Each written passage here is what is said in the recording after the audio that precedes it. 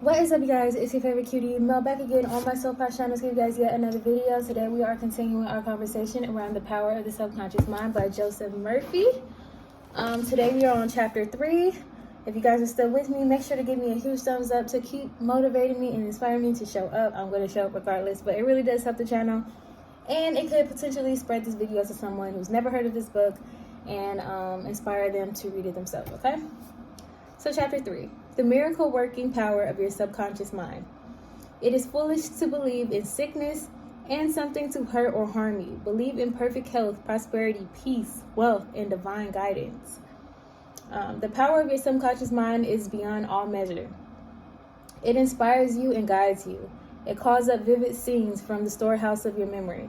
Your subconscious mind controls your heartbeat and the circulation of your blood. It regulates your digestion, assimilation, and elimination. When you eat a piece of bread, your subconscious mind transmutes it into tissue, muscle, bone, and blood. These processes are beyond the ken of the wisest person who walks the earth, which means that its ways are beyond finding out, is another way of saying it. Your subconscious mind never sleeps, never rests. It is always on the job. You can discover the miracle working power of your subconscious by plainly stating that to your subconscious prior to sleep that you want a specific thing accomplished. So there's been times where after I read this book, if for some reason I wasn't able to, or I was too lazy to set an alarm, I'll say I want to wake up at 6:15 a.m. and I will wake up either right at 6:15 a.m. or close to it. So it really does work. Try it. Try it on a day that you don't have anything to do. Go to bed one night, like on the weekend when you're off or something, and say, I want to wake up at a specific time as you're dozing off, and see if your subconscious mind wakes you at that time. Your subconscious is your book of life.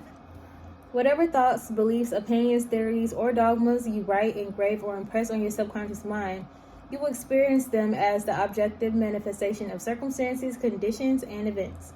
What you write on the inside, you will experience on the outside. You have two sides to your life, objective and subjective, visible and invisible, thought and its manifestation.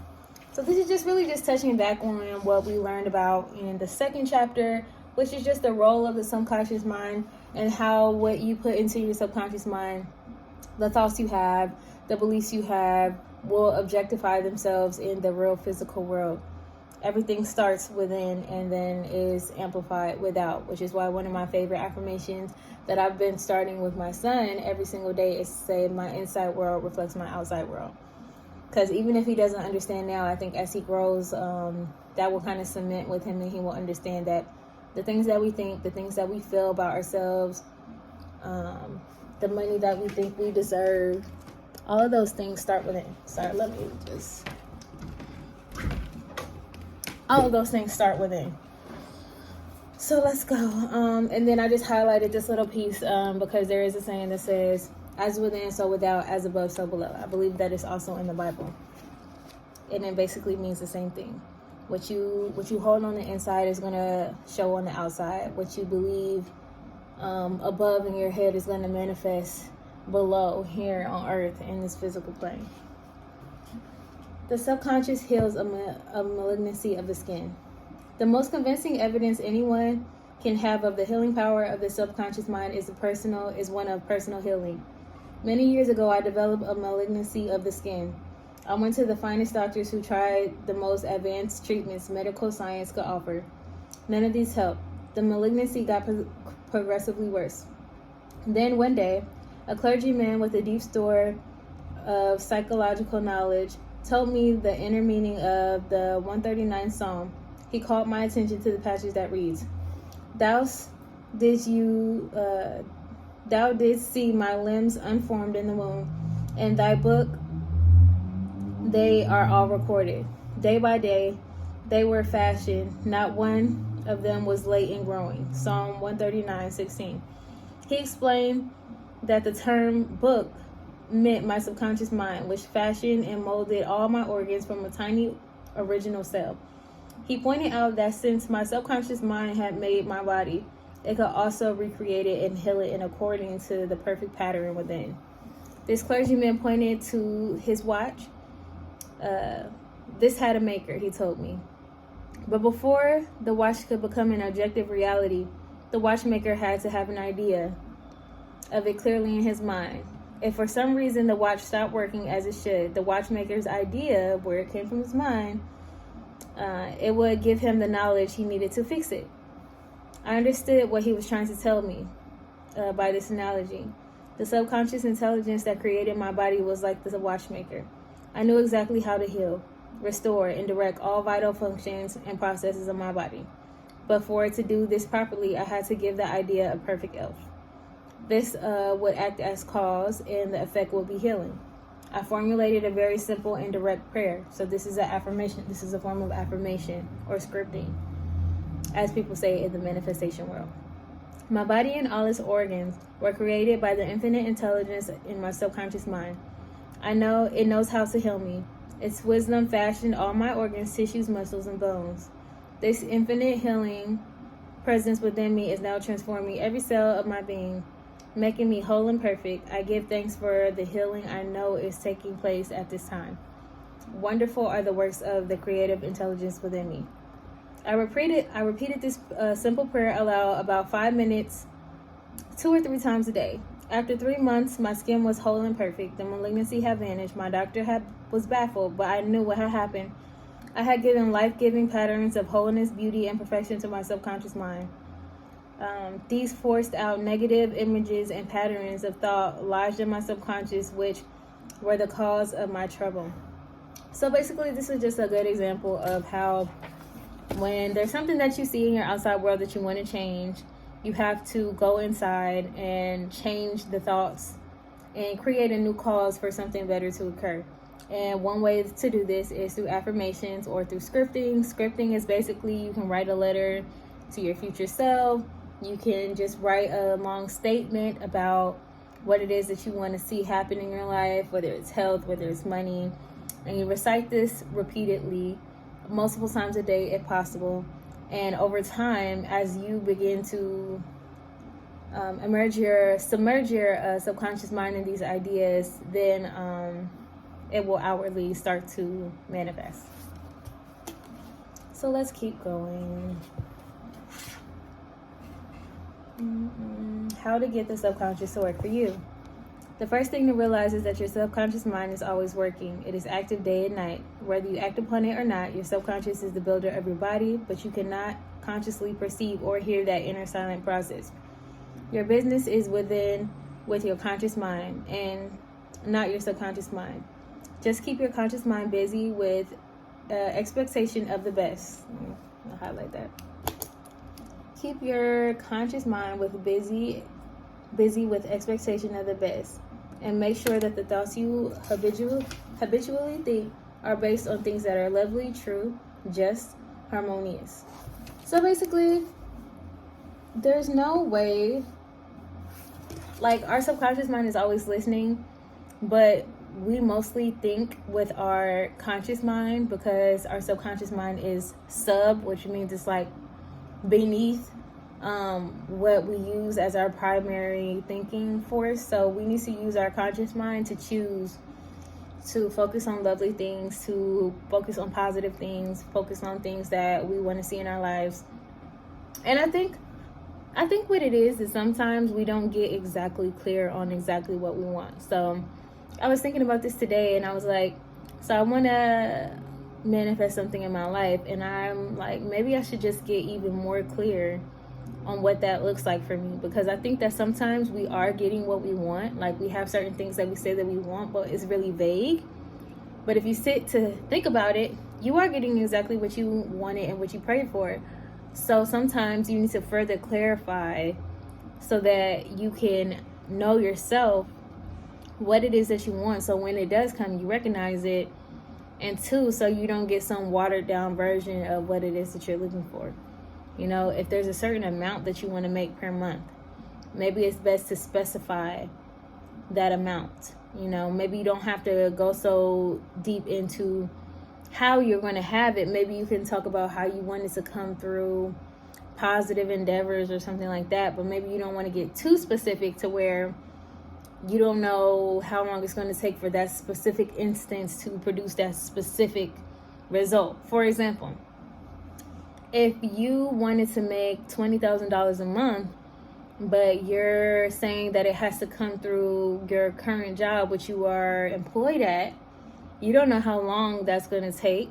I mean, it could be one day, it could be a year, it could be 3 years, it could be 10 years, it could be 5 months. I don't know.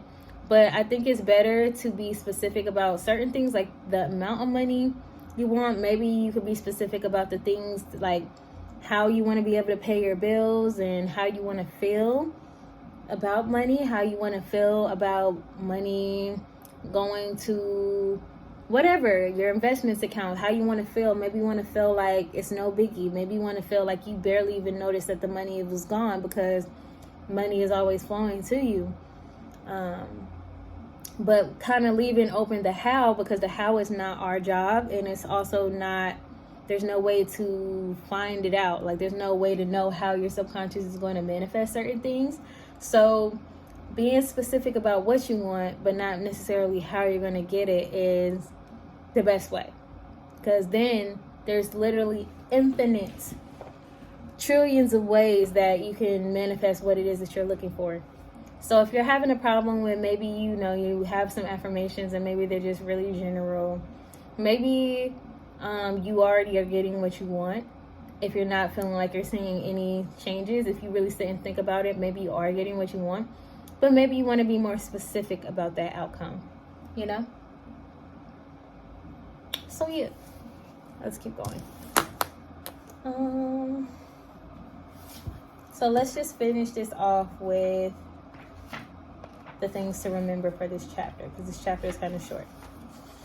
Ideas to remember. 1. Your subconscious mind controls all the vital processes of your body and knows the answers to all problems. 2. Prior to sleep, turn over a specific request to your subconscious mind and prove its miracle working powers to yourself. So try this out. Do it yourself. Do it on your own time. If you feel like it's too risky to say, wake me up at 6 o'clock without your alarm clock, don't do it on the day that you have work. Just try it on a day where there's absolutely no pressure and see if it works for you. Whatever you impress on your subconscious mind is expressed on the screen of space and conditions, experiences, and events. Therefore, you should carefully watch all ideas and thoughts entertained in your conscious mind. 4.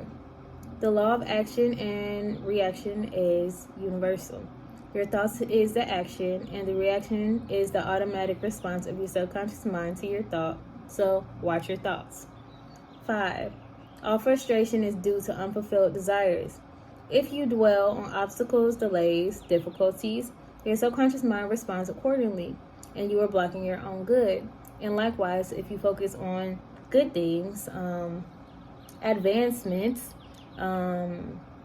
green lights, more money, whatever it is, it also responds. So watch your thoughts.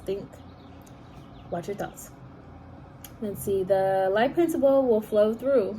Feed your subconscious with thoughts of harmony, health, and peace. All functions of your body will become normal again. That's if you have health issues, or if you just want to always affirm health. Regardless of how healthy I am, because I'm pretty healthy year round, I still always affirm for health. Keep your conscious mind busy with the expectation of the best. Your subconscious will faithfully reproduce your habitual thinking. Yes. Imagine a happy ending or solution to your problem. So this just goes back to thinking positive, trying to focus your mind on the outcomes that you want and not on the things that you don't want. When you focus on what you don't want, you get what you don't want. When you focus on what you do want, you're more likely to get what you want. Okay? Feel the thrill of accomplishment, and what you imagine and feel will be accepted by your subconscious mind. You will bring it to pass. 9.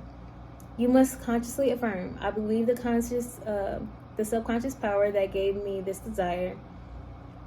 Let me start over. You must consciously affirm, I believe that the subconscious power that gave me this desire is now fulfilling it through me. This dissolves all conflicts. Yes, so if you're having a hard time thinking or believing your affirmations, or if it's causing like you to feel some internal struggle by affirming things that you just don't believe are true, to avoid that negativity being focused on and ruminated on, you could just simply say that you know that the things that you want and the desires that are coming to you are a result of your subconscious mind, God, the universe, whatever you believe in. So if you could easily always just, even if it's a problem for you to affirm that it's your subconscious mind, if you're religious, swap it out. You could say God, you could say Jesus, you could say Buddha, whoever.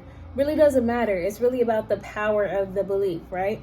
So if you want to say that I know that God gave me this desire, so therefore I know that God is going to work this out for me, and God is going to help me see this through because this is what God wants for me. If that helps you and that eases you, do that. If you need to say Jesus, if you need to say whatever you need to say, the word is really not that important.